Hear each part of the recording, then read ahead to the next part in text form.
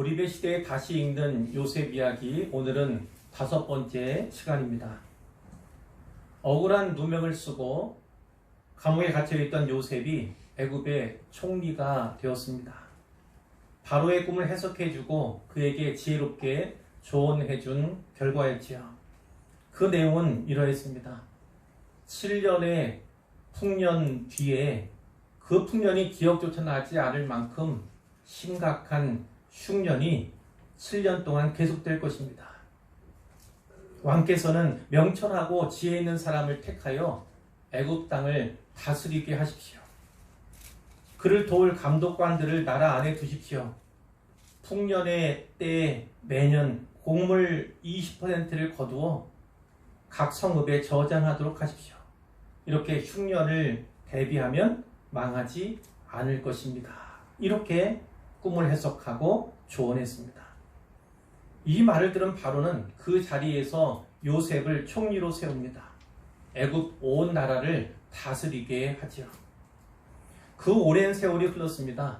7년간의 풍년이 끝나고 흉년이 시작된 지 어느덧 2년째가 되었습니다. 이때 요셉의 나이는 몇 살쯤 되었을까요? 그가 30살에 총리가 되었으니까 흉년이 시작된 지 어느덧 2년째가 되었잖아요. 이때 나이 39살쯤 되었을 것으로 봅니다. 그때 애굽만 아니라 가나안 땅에도 기근이 들었습니다. 야곱의 가족들도요, 이제 생존의 문제 앞에 서게 된 거죠. 식량이 부족했습니다. 야곱은 곡식이 있는 애굽으로 아들들을 보내는데 요셉의 아우이자 막내 아들인 베냐민은요 보내지 않습니다. 요셉과 베냐민 이 두 사람만 야곱이 사랑했던 아내 라헬의 소생이지요. 야곱은 20여 년 전 채색 옷을 지어 입히며 편애하던 아들 요셉을 잃어버린 바가 있습니다. 그 대신에 이제 그 동생인 베냐민을 편애하고 있었던 겁니다. 그가 막내이긴 하지만 베냐민도 이제 20대 중반의 나이입니다. 그에게는 자식이 10명쯤이나 있습니다. 우리는 이 편애가 가족 간에 엄청난 불화와 비극을 가져왔음을 잘 알지요. 그러나 야곱은 그 사실을 아직도 잘 깨닫지 못하고 있습니다. 요셉은 애굽의 총리로서 백성들에게 곡식을 팔고 있었어요. 곡식 판매하는 일을 관장하고 감독하는 중이었겠지요. 그런데 그때 그의 형들이 애굽에 도착을 했습니다. 와서 그 앞에서 땅에 엎드려 절을 한 겁니다. 요셉은 그의 형들을 한눈에 알아보지요. 그리고 오래전에 꾸었던 꿈을 생각합니다. 형들의 곡식단이 자기 곡식단을 둘러서서 자기 곡식단에 절하는 꿈이었어요. 해와 달과 11개의 별이 자기에게 절하는 꿈이었습니다.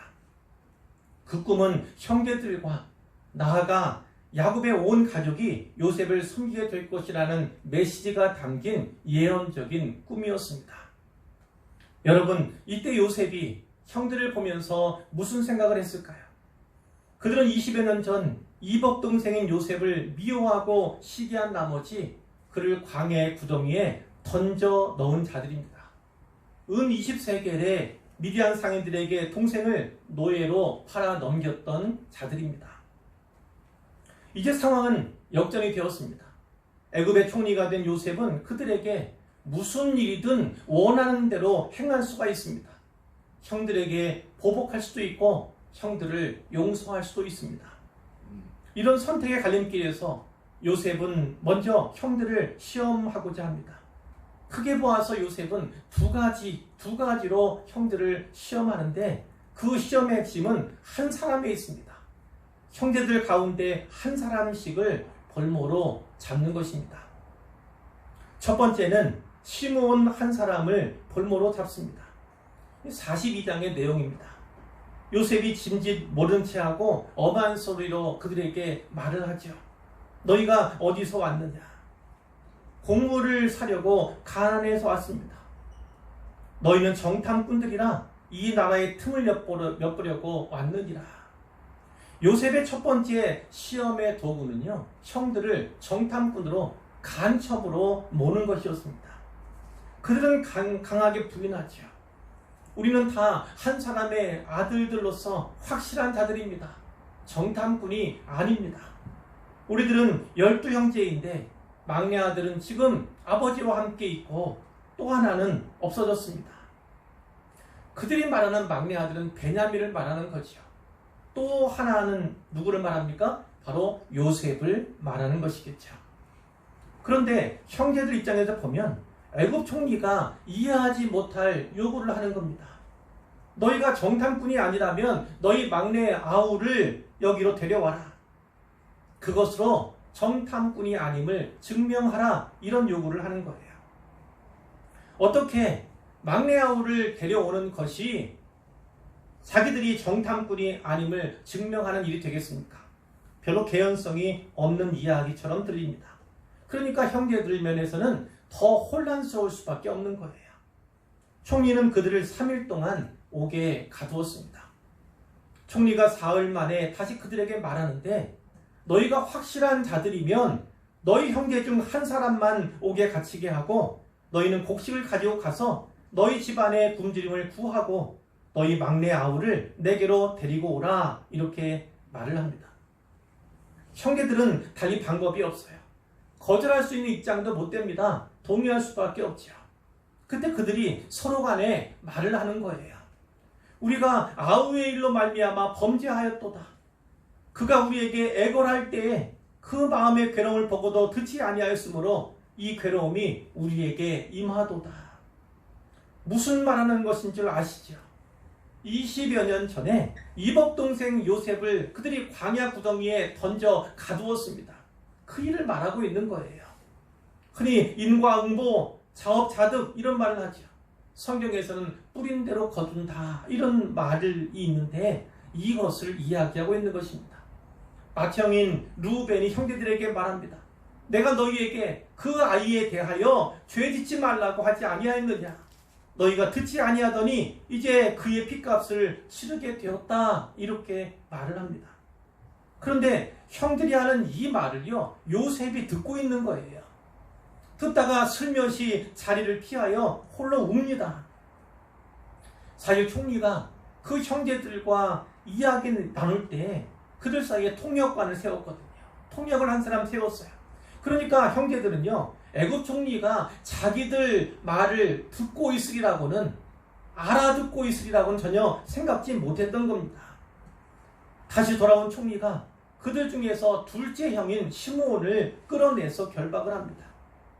왜 하필 시므온이었을까?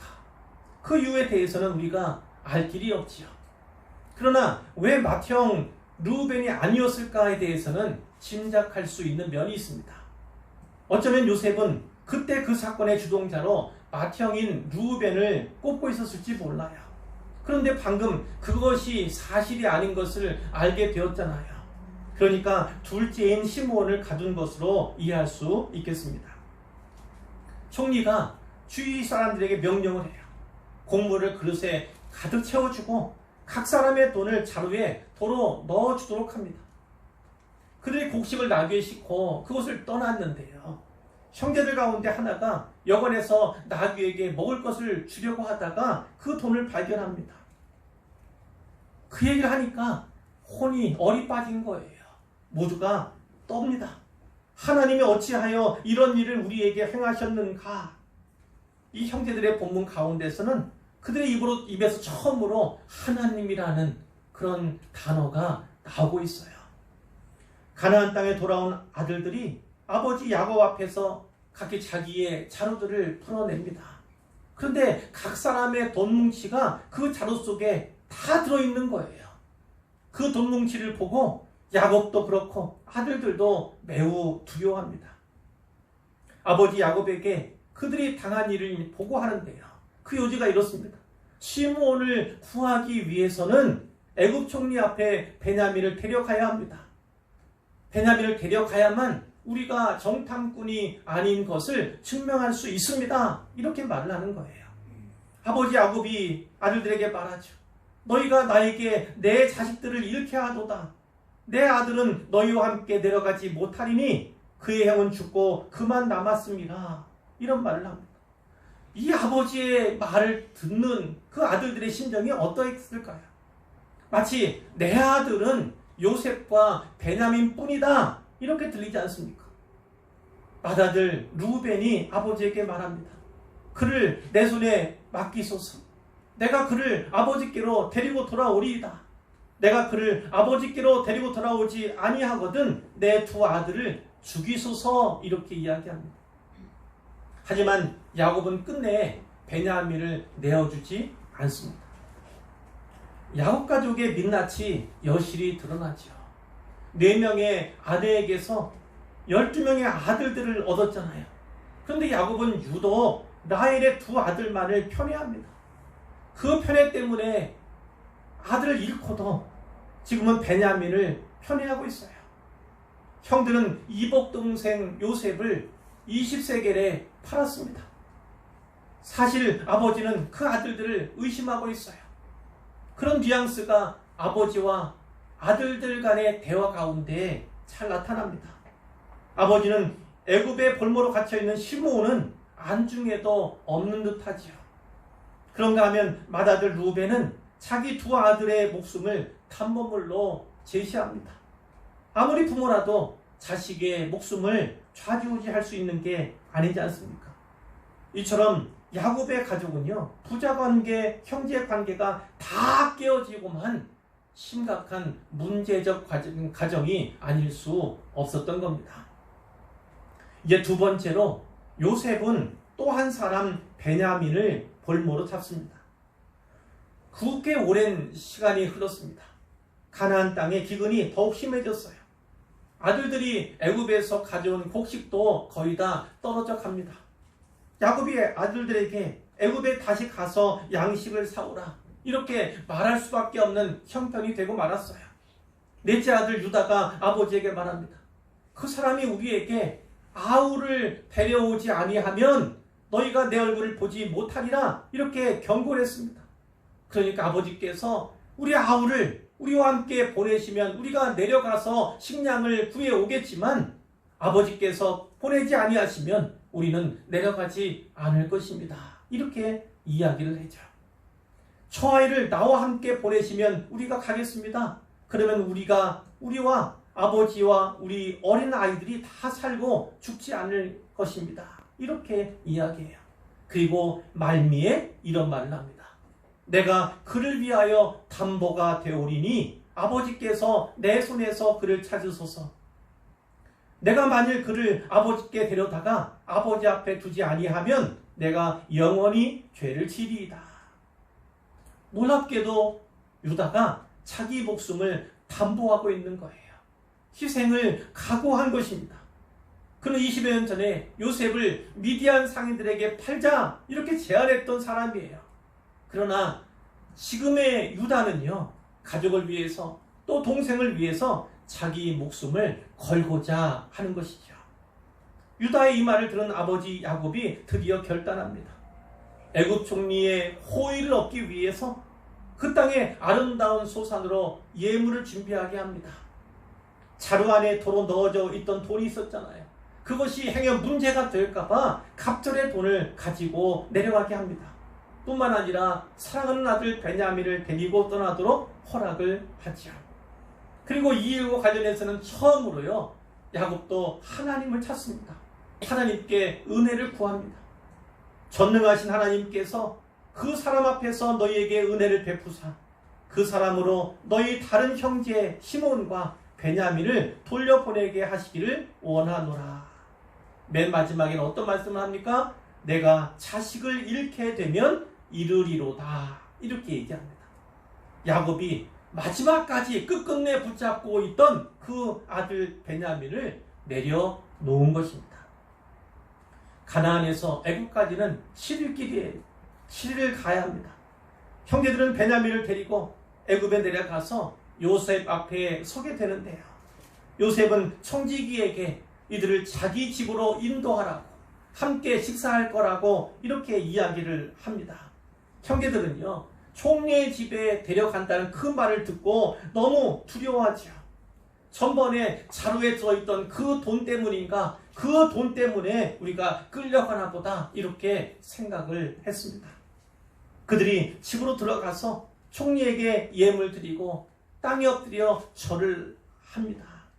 첫 방문 때는 그 형제들이 10명이었어요. 베냐민이 내려가지 않았으니까요. 그러나 지금은요, 베냐민까지 모두 11명의 형제가 함께하는 거예요. 형제 모두가 요셉에게 절을 하는 겁니다. 요셉의 꿈이 바로 이것이었잖아요. 요셉의 꿈이 이제 이루어진 것입니다. 하나님께서 요셉의 꿈을 드디어 이루신 거예요. 요셉이 아버지의 안부를 묻고요, 자기 동생 베냐민을 보고 이렇게 말합니다. 너희가 내게 말하던 너희 작은 동생이 이 아이냐? 이렇게 물어요. 소자여, 하나님이 내게 은혜 베푸시기를 원하노라. 이렇게 축복도 해줍니다. 마음 같아서는 아우에게 내려가서 그를 안아주고 싶지요. 그러나 참습니다. 참으니까 너무나 마음이 복받쳐 올라오는 거예요. 동생을 사랑하는 그 마음이 복받쳐서 급히 울 곳을 찾아서 안방으로 피합니다. 거기에서 울어요. 그리고 얼굴을 씻고 나와서 음식을 차리라 이렇게 명령을 하죠. 그들이 요셉에게 따로 차리고, 요셉의 상은 따로 차리고, 형제들의 상은 또 따로 차리고, 그와 함께 먹는 애굽 사람에게도 상을 따로 차려줍니다. 애굽 사람은 히브리 사람과 함께 먹으면 부정하다, 이런 의식이, 생각들이 있었거든요. 여러분, 하나님께서 애굽을 이스라엘의 인큐베이터로 삼고자 하신 이유가 바로 여기에 있습니다. 가나안 사람들과는 통혼이 금지되잖아요. 나중에도 그렇지만 이때도 통혼이 금지됩니다. 그런데 이 애굽 사람들은 가나안 사람들과 교제하는 것을 부정시했기 때문에, 부정을 입는 것으로 여겼기 때문에 서로 멀리 했던 거예요. 멀리하고자 했던 거예요. 그러니까 가나안과는 달리 애굽 땅에서 이스라엘 민족이 자락할 때 매우 좋은 환경이 된다. 하나님께서는 이렇게 여기셨던 거예요. 요셉이 그들 나이에 따라서 자리를 배치해줘요. 그러니까 형제들 생각에서는 너무 이상한 거예요. 저 사람이 어떻게 우리 형제들의 그 순서를, 나의 순서를 알고 이렇게 자리를 배치해 줄까? 이렇게 이상히 여겼다고 성경이 기록하고 있는 거죠. 요셉이 자기 음식을 그들에게 일일이 나눠줍니다. 그런데 동생인 베냐민에게는요, 다른 사람보다 5배나 더 주는 거예요. 이렇게 요셉이 그 형제들과 더불어 즐거워 또 마시면서 또 즐거워하였습니다. 형제들은 이 순간에요, 안도의 숨을 쉬었을 거예요. 다행이다, 이렇게 생각했을 겁니다. 모든 일이 잘 되고 있다, 이렇게 여겼을 겁니다. 하지만 여기서 요셉의 두 번째 시험의 도구가 등장을 하죠. 이번에는 은잔으로 그들을 시험합니다. 요셉이 그의 집 청지기에게 이렇게 명령을 합니다. 양식을 각자의 자루에 운반할 수 있을 만큼 채우고, 양식을 자루에 다 채우고 각자의 돈을 다시 그 자리에 넣어두라는 거예요.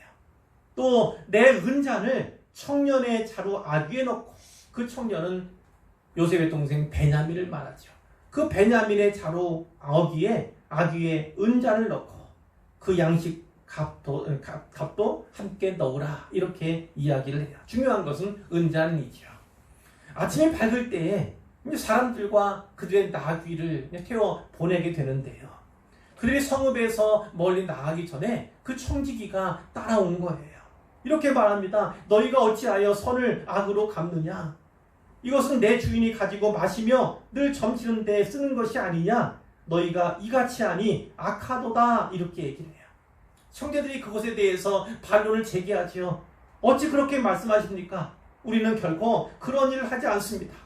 우리가 어찌 주인의 집에서, 당신 주인의 집에서 은과 금을 도둑질하겠습니까?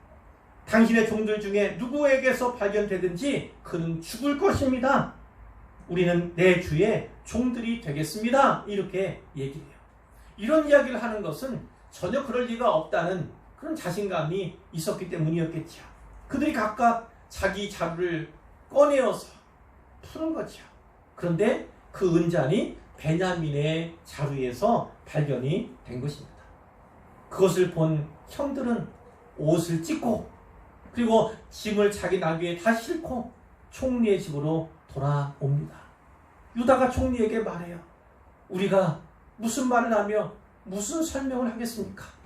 우리가 어떻게 우리의 정직함을 나타낼 수 있겠습니까? 하나님이 종들의 죄악을 찾아내셨으니 우리와 이 잔이 발견된 자 베냐민이 다 내 주의 노예가 되겠나이다. 이렇게 얘기를 합니다. 여기서도 하나님이 종들의 죄악을 찾아내셨으니 무엇을 의미할까요? 이 야곱, 이 유다 그리고 그 형제들은요, 그 동생을 팔아먹었던 그 일에 대해서 아직도 그 죄책감이 남아있는 거예요. 그것이 계속 기억나고 생각나서 어떤 불길한 일이라든지 좋지 않은 일이 있으면 바로 하나님께서 그것 때문에 우리를 벌 주시는가 보다, 책임을 물으시는가 보다, 이렇게 여겼던 거예요. 요셉이 말합니다. 그럴 필요 없다. 잔이 그 손에서 발견된 자만 내 종이 되면 된다. 너희는 평안히 너희 아버지께로 올라가라. 이렇게 얘기하죠. 형제들은 함께 있겠다고 하는데, 함께 노예가 되겠다고 하는데 요셉은 한 사람만 남겨두라고 하는 것입니다. 여러분, 요셉이 왜 형들에게 이런 시험을 하였을까요? 과거에 도단이란 곳에서 자기가 형들에게 당한 일이 있지 않습니까? 그 당했던 일과 비슷한 상황을 만들어 가고 있는 거예요. 그 상황 가운데서 오늘날 형제들은 어떻게 할까? 형들은 베냐민에 대해서는 어떻게 할까? 그것을 알고자 한 거예요. 과거에 요셉 자신을 버렸던 것처럼 오늘 베냐민도 버릴 것인가? 그렇지 않을 것인가? 아니면 그를 돌볼 것인가? 그를 위해서 희생할 것인가? 이것을 알고자 했던 거예요. 그런데 놀랍게도 유다를 비롯한 형들은요, 이제 그런 선택을 하지 않아요. 이기적인 선택을 하지 않습니다. 한 사람을 희생시켜서 자기 생명을 보존하려는 그런 태도는 갖지 않은 거예요. 기꺼이 희생을 하려고 합니다. 모두가 풀려나든지 아니면 모두가 종이 되겠습니다. 이런 거죠. 형제들이 비로소 이제까지 한 번도 이런 일이 없었는데 비로소 처음으로 하나가 된 거예요. 하나가 된 모습이에요. 유다가 총리에게 다시 말합니다. 당신의 종에게 내 주의 귀에 한 말씀을 아뢰게 하십시오. 그러면서 이야기를 길게 합니다. 그것이 19절부터 34절까지인데 내용은 이런 거예요. 결국은 이겁니다. 자기가 베냐민 대신 여기에 남아 있어야 하는 이유가 있습니다. 이 얘기를 이 총리에게 설득시키기 위해서 하는 거예요. 44장 19절 이하의 말씀은 베냐민이 요셉을 잃고 난 후에 그 야곱에게 베냐민이 얼마나 귀한 존재인가, 얼마나 꼭 필요한 존재인가, 그것에 대해서 이야기를 하는 거죠. 그런 베냐민인데도 불구하고 우리가 그를 애굽으로 데려오기 위해서 무진 애를 썼다, 힘을 기울였다, 이 얘기를 하는 것입니다. 그리고 왜 내가 그 아이를 대신해서 이곳에 남아 있어야 하는가? 그것을 이야기하죠. 44장 30절에 보면요, 아버지의 생명과 아이의 생명이 서로 하나로 묶여 있습니다. 그렇기 때문에 그 아이를 데려가지 아니하면 아버지는 죽을 것입니다. 죽고 말 것입니다. 이렇게 얘기하는 거예요. 그러면서 이렇게 말합니다. 주의 종이 내 아버지에게 아이를 담보하기를 내가 이를 아버지께로 데리고 돌아오지 아니하면 영영이 아버지께 죄짐을 지리이다, 이렇게 언약을 했다는 거지요. 그러니까 저 아이는 고향으로 돌려보내 주시고 아버지 품으로 돌려보내 주시고 제가 주의 종이 되겠습니다, 이렇게 이야기를 하는 거예요. 자, 야곱의 편애 때문에 사실은 이 10명의 형제들도 많은 상처가 있었어요. 요셉을 미워했던 것처럼 어쩌면 베냐민도 미워하고 있었을지 모릅니다. 전에 요셉을 미워한 나머지 그를 광야 구덩이에 던지고 또 미디안 상인들의 노예로 팔아먹었던 그런 자들이 아닙니까? 그러나 이제 베냐민에게는 그런 생각을 거둔 거예요. 요셉은 이 유다 얘기를 들으면서 자기가 잊혀진 아들이 아니구나 라는 것을 생각했을 겁니다. 형제들의 마음에는 아직도 그 요셉이 남아 있었던 거예요. 그들도 역시나 상처가 있었고 그들도 자기가 행한 일들로 말미암아서 자책감 가운데 살고 있었던 거예요. 뿐만 아니라 아버지가 베냐민을 애지중지 그렇게 하는 이유가 무엇이냐면 바로 요셉을 잃어버리기 때문임을 요셉이 알게 된 것이죠. 그는 20여 년 동안을요, 이 애굽 땅에 노예로 살면서 또 죄수의 몸으로 살면서 너무나 힘겨웠던 거예요. 그렇게 힘들고 외로운 시간을 보냈는데 사실은 그의 형들도 힘들었고 그를 잃어버린 아버지도 힘겨웠음을 비로소 알게 되는 것이죠. 그 외로움도 그 마음의 고통도 자기 것만이 아니었음을 깨닫게 된 것입니다. 자, 요셉이 그것을 알게 되니까 어떻게 합니까? 45장 1절에 보면 그 정을 억제하지 못했다 이렇게 말해요. 그리고 애굽 사람들을 다 물러가게 합니다. 그리고 형제들에게 자기를 알리는 거죠. 요즘 말로 하면 커밍아웃 한 것입니다. 자기의 정체를 드러낸 것입니다. 그리고 큰 소리로 울어요. 애굽 사람들이 그 모습 보지 못하지만 소리를 들어요. 바로의 궁중에까지 그 소리가 들릴 정도입니다. 요셉이 형들에게 말하죠. 나는 요셉입니다. 내 아버지께서 아직 살아계시니까 살아계신 것을 이미 들었잖아요. 알고 있잖아요. 그런데 이 말은 새롭게 다가와요. 왜냐하면 당신의 아버지 이렇게 이야기했었는데 이제 내 아버지라고 말하고 있으니까요. 이제 야곱을 내 아버지 이렇게 부르고 있는 요셉을 보게 됩니다. 그러면서 형들의 이야기하는데 나는 당신들의 아우 요셉입니다. 당신들이 애굽의 판자입니다. 그러나 당신들이 나를 이곳에 팔았다고 해서 근심하지도 한탄하지도 마십시오.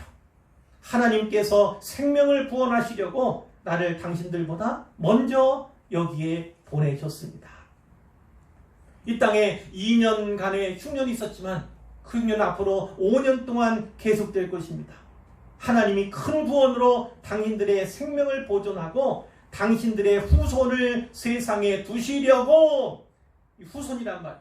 이 후손은 무엇을 의미하냐면 남은 자를 말합니다. 당신의 남은 자, 당신들의 남은 자를 세상에 두시려고 나를 당신들보다 먼저 이곳에 보내신 것입니다. 그러니 나를 이리 보내신 것은 당신들이 아니고 하나님이십니다. 이렇게 이야기를 하는 거예요. 그러면서 당신들은 속히 아버지에게로 가서 아버지를 모셔 오십시오. 이런 이야기를 하는 거죠. 제가 여기서 모든 가족들을, 모든 일가를 잘 섬기겠습니다. 이렇게 얘기를 해요. 그러면서 자기 아우 베냐민의 목을 끌어안고 서로 우는 겁니다. 요셉이 형들과도 입맞추고요. 서로 안고 우는 거예요. 자, 야곱의 아들들 간에 이제 화평이 이루어지고 있는 것을 우리가 보게 되지요. 45장 16절 이하에 보면 이 요셉의 형들이 왔다는 소문이 바로의 궁에 들립니다. 바로가 기뻐하고 그래서 명령을 하는데 아버지 또 가족들 데려오라는 거지요. 좋은 땅을 내어줄 것이니까 여기서 기름진 것을 먹으라 이렇게 얘기합니다.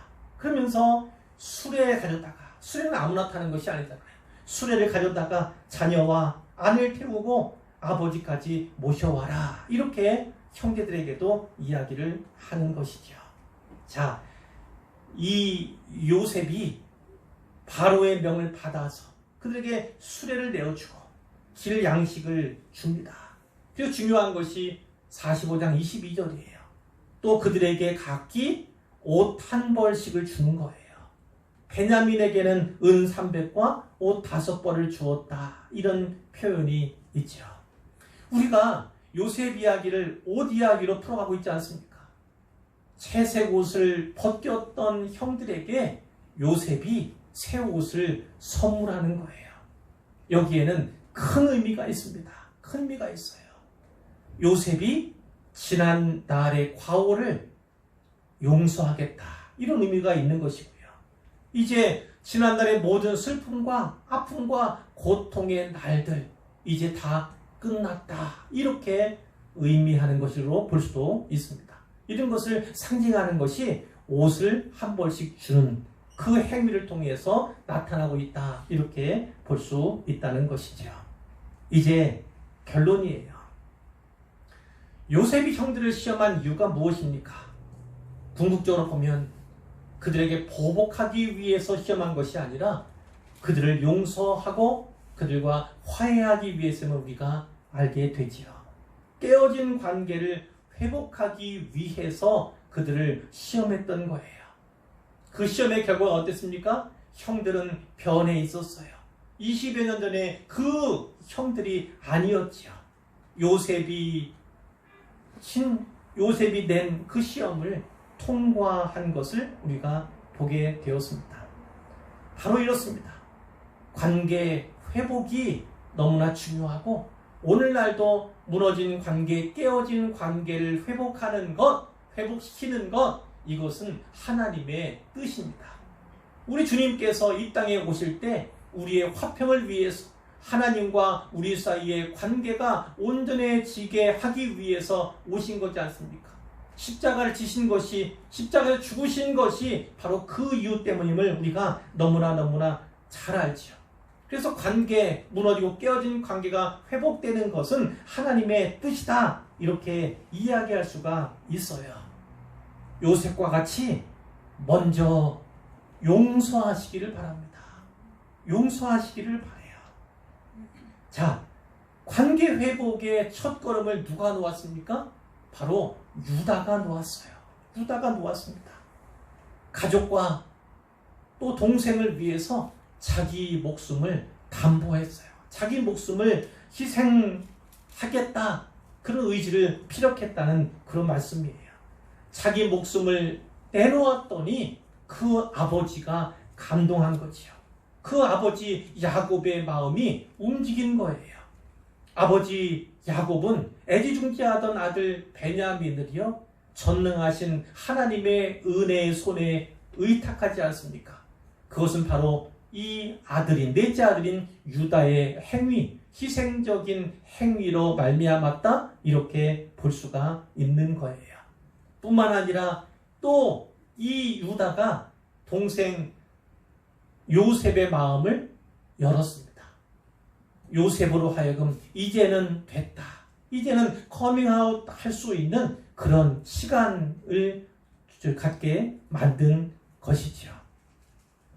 깨어진 관계가 회복되어야 한다면, 그것이 하나님의 뜻이라면 우리는 이렇게 이해할 수 있어요. 먼저 용납하고 용서하려는 의지가 필요하다는 거예요. 단지 의지만 있어서는 안 되고 애쓰고 힘쓰는 노력이 있어야 한다는 것을 두 번째로 말씀을 드려요. 그리고 감동시키고 또 무엇보다 하나님을 감동시킬 수 있는 것은 자기를 희생하는 것이다. 이것을 세 번째로 말씀드릴 수 있다면, 네 번째는 자기를 부인하는 것입니다. 자기를 부인하는 것. 이렇게 의지를 가지고 노력하고 자기 희생하며 자기 부인을 하게 될 때 하나님께서 역사해 주셔서 도와주셔서 깨어지고 상한 관계를 회복해 주시고 싸매어 주실 것을 믿습니다. 이제 며칠 있으면 추석 연휴가 시작이 됩니다. 이번 추석은 코로나19 때문에 제한적이지요. 귀성 그리고 귀경이 제한될 전망입니다. 가족들이 모이더라도 소규모로 좀 더 적은 인원이 모이게 될 가능성이 많이 있는데요. 그럼에도 불구하고 이 명절을 맞아서 가족의 의미에 대해서 좀 더 깊이 생각해보는 우리가 되었으면 좋겠습니다. 특별히 어떤 가정은 관계가 아픈 가정들이 있어요. 무너지고 깨어진 관계 때문에 서로가 아파하는 그런 상태일 수도 있습니다. 그렇다면 오늘 말씀을 잘 기억하셨어요. 내가 먼저 마음을 열고 내가 희생하고 내가 차기를 부정하고 부인하는 그런 수고를 통해서 그 관계를 싸매시고 회복시키시고 좀 더 온전케 하는 일에 힘쓰시기를 부탁을 드립니다. 그것이 주님께서 이 땅에 오신 목적이기도 하고 오늘 우리에게 원하시는 우리를 통해서 기뻐하시는 일임을 분명히 믿으시기를 바랍니다.